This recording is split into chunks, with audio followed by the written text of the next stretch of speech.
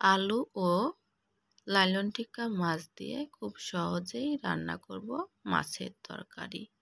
Welcome to my YouTube channel আর cook house.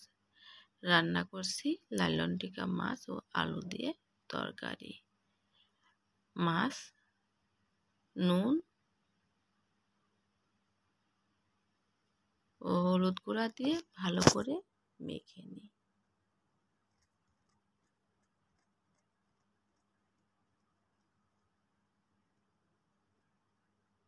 আলু কেটে নিই,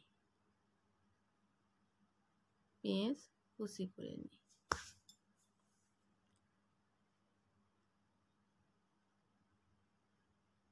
সরিষার তেল, নুন হলুদ দিয়ে মেখে রাখা মাছ উল্টে পাল্টে ভেজে নিই। মাছ ভাজা হলে উঠিয়ে নিই। ওই তেলে দারচিনি, সাদা এলাচ ও তেজপাতা এবং কিছুটা গুঁড়া জিরে ফোড়ন দিই।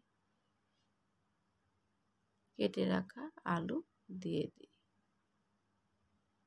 পেঁয়াজ কুচি দিই, পরিমাণ মতো নুন দিই। ভালো করে ভেজে নিই। পেঁয়াজ বাদামি কালার হয়ে এলে আগে থেকে বেটে রাখা লাল লঙ্কা, আদা ও জিরা বাটা দিই। অল্প সামান্য জল দিই যাতে মশলা পুড়ে না যায়। হলুদ গুঁড়া দিই।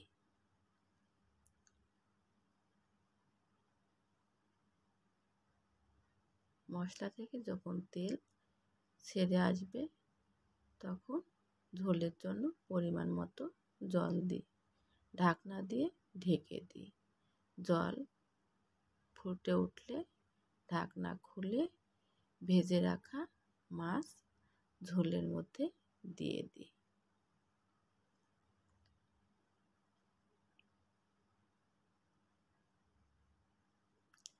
মাছ দিয়ে 5-7 মিনিট রান্না করি।